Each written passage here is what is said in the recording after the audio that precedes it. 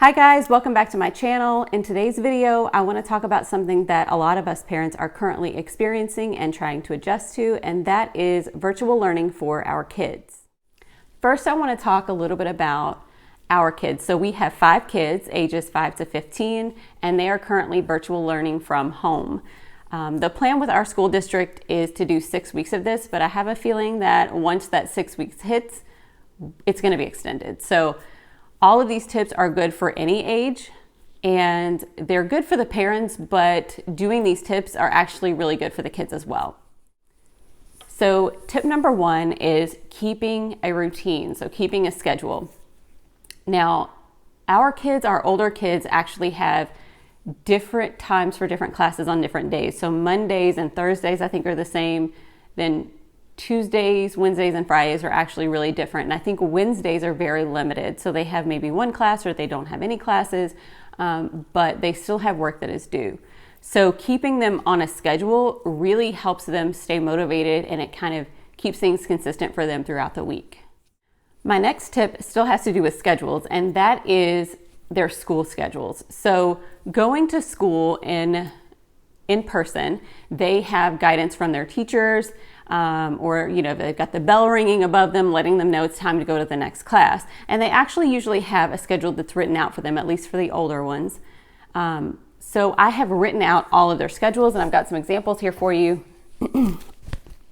These are schedules for each of our kids, and you'll see they actually have different colors. We'll talk about that in just a minute.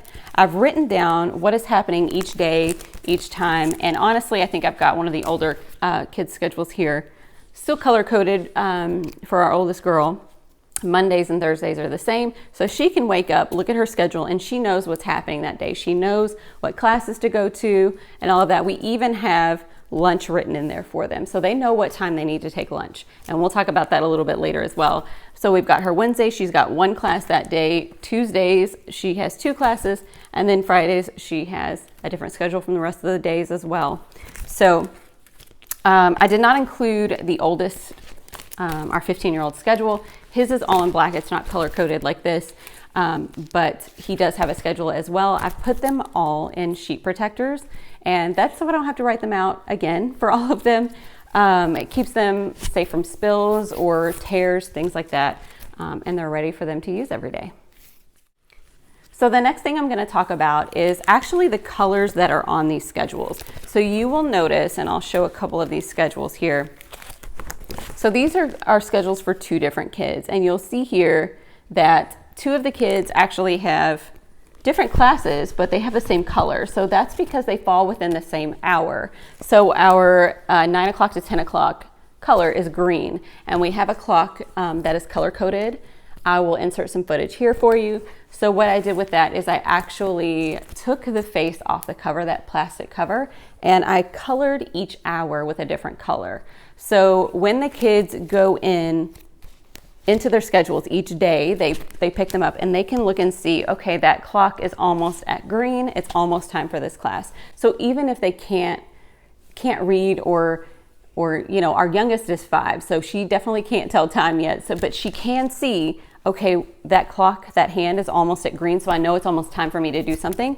So that is what we've done for them. We actually color-coded lunch in as well. I'll talk about that here just in a minute. Each of their lunches are at a different time, so I've got some tips to make that a little bit easier for you too. So again, going with the schedule theme, something that we do for our older kids is we incorporate, and I'll say the keyword, Alexa, into their routine. Our oldest is 15, and his room is actually in the basement.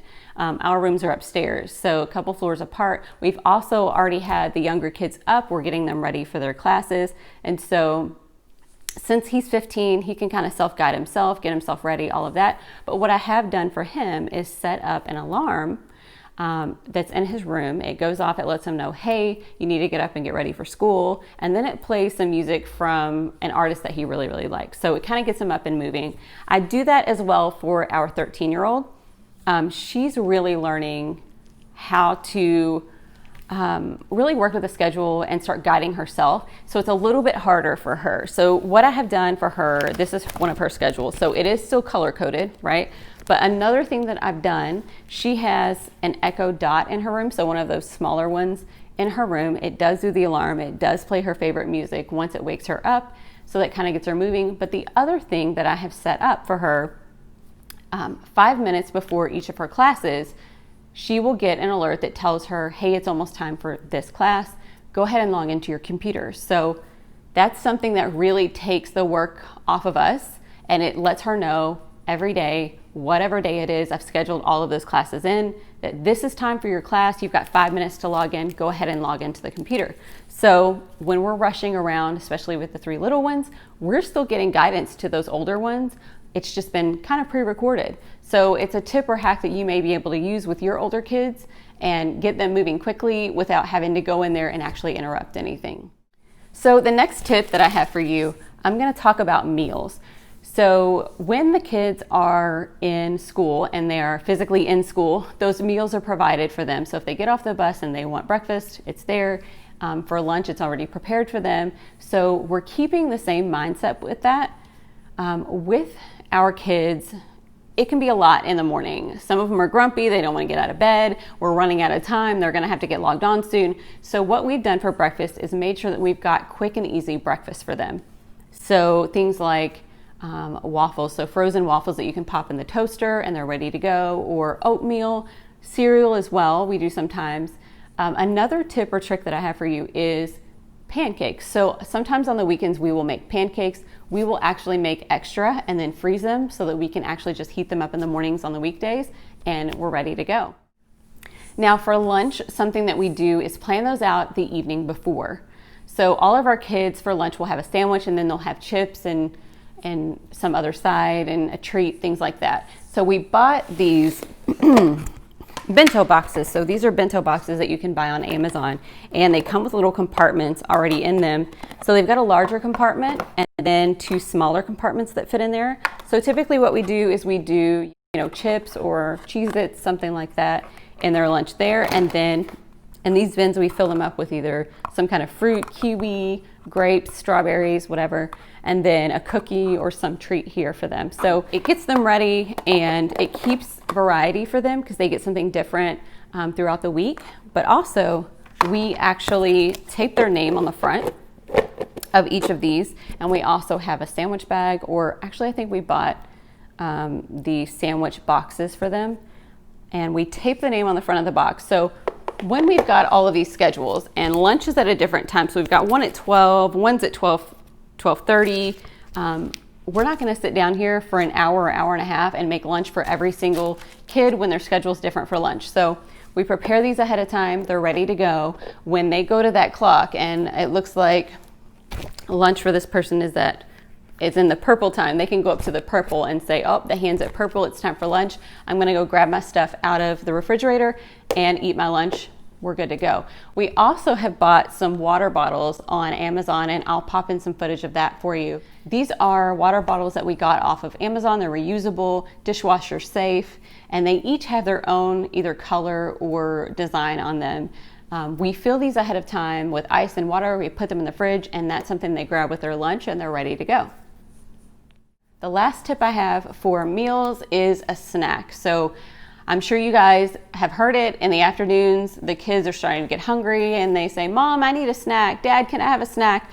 So we have to, go down to the kitchen, figure out what they want to have for a snack, and get it out, make a big mess, all of that. So what I've done is I've actually created a bin, and I have taped a little chalkboard label on the front and listed snacks. So it's pretty easy for them to identify.